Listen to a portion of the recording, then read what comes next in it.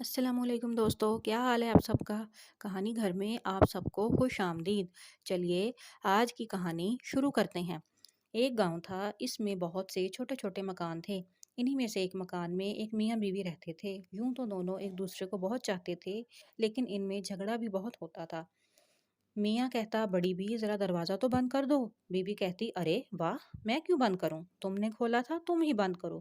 میاں کہتا، نہیں تم نے کھولا تھا۔ بیوی کہتی، تم نے ہی حکم دیا تھا تو میں نے کھولا، اب کم سے کم تم اسے بند تو کر دو۔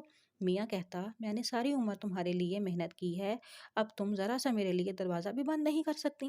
بیوی کہتی کہ کام بانٹ لو، میں نے کھولا تھا، تم بند کر دو۔ میاں کہتا، دیکھا تم مان گئی کہ دروازہ تم نے کھولا تھا۔ بس دونوں اسی طرح لڑتے رہتے۔ اب لڑتے لڑتے جب تھک جاتے تو پھر سو جاتے۔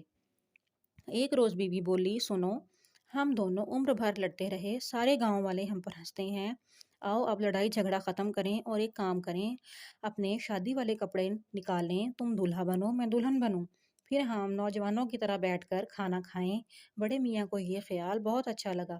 دونوں بن سنور کر کھانے کی میز پر بیٹھے اور ایک دوسرے کو دیکھ کر مسکرائے، مگر اچانک بڑے میاں بیوی سے بولے، ارے تم بھی عجیب عورت ہو، پھر دروازہ کھلا چھوڑ دیا، اگر کسی ڈاکو نے حملہ کر دیا تو سارا کھانا چھین کر لے جائے گا، جاؤ جا کر دروازہ بند کرو۔ بیوی بولی، ارے واہ، کبھی اپنی صورت دیکھی ہے جو بیٹھے حکم چلاتے ہو؟ خود جاؤ اور دروازہ بند کر کے آؤ۔ میاں بولا، تم دیکھو اپنی صورت، چڑیل جیسی صورت ہے تمہاری۔ یہ کہہ کر بڑے میاں نے میز پر گھونسا مارا اور بیوی سے کہا، ہوگی مگر دروازہ تمہیں بند کرنا پڑے گا۔ میاں نے کہا، ہرگز نہیں۔ بیوی بولی، ہرگز ہاں۔ اچانک میاں کو کچھ خیال آیا، اس کا غصہ اتر گیا اور وہ بولا، اس طرح ہم ساری عمر تو میں کرتے رہیں گے اور اپنا خون ہی جلاتے رہیں گے۔ اب یوں کرتے ہیں کہ دونوں چپ ہو جاتے ہیں، چاہے کچھ ہو جائے ہم نہیں بولیں گے، اور کوئی بولا تو اسے اٹھ کر دروازہ بند کرنا پڑے گا۔ بڑی بھی مان گئیں، دونوں چپ ہو گئے، صرف ان کی سانسوں کی آواز آ رہی تھی، ان کے منہ میں پانی آ رہا تھا کیونکہ ان کے سامنے مزیدار کھانا تھا۔ اتنے میں دروازے پر آ کر ایک فقیر نے آواز دی، اللہ کے نام پر ایک بھوکے فقیر کو ایک روٹی کھلا دو۔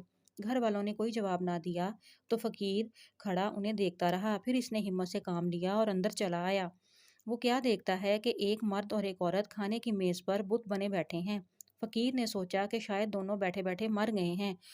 اس نے بڑی بی کی ناک دبائی، ان کا دم گھٹنے لگا مگر وہ چپ رہیں۔ پھر فقیر نے بڑے میاں کا کان کھینچا، کان لال ہو گیا مگر بڑے میاں نے اف بھی نہ کی۔ آخر بوڑھا فقیر میز پر بیٹھ گیا اور مزے مزے کے کھانے ہڑپ کر گیا، اور دونوں میاں بیوی اسی طرح خاموش بیٹھے رہے۔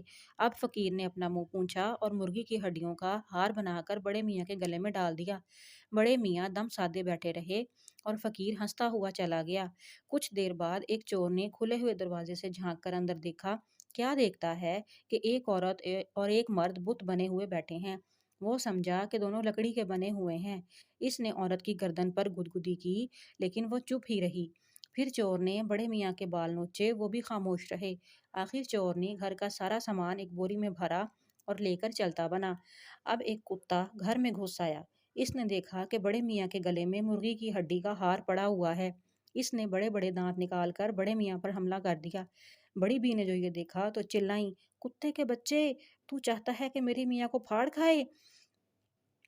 ٹھہر جا ذرا۔ یہ کہہ کر بڑی بی نے تیزی سے جوتی اتاری اور اتنے زور سے ماری کہ کتا چلاتا ہوا بھاگ گیا۔ بیوی کی آواز سنتے ہی میاں صاحب اٹھ کر ناچنے لگے اور کہنے لگے، میں جیت گیا، میں جیت گیا، جاؤ اور جا کر دروازہ بند کرو۔ بڑی بی نے دروازہ بند کر دیا مگر دونوں کی لڑائی جاری رہی۔ آخر میں وہ سونے کے لیے لیٹے تو چپ ہوئے، لیکن ان کے حال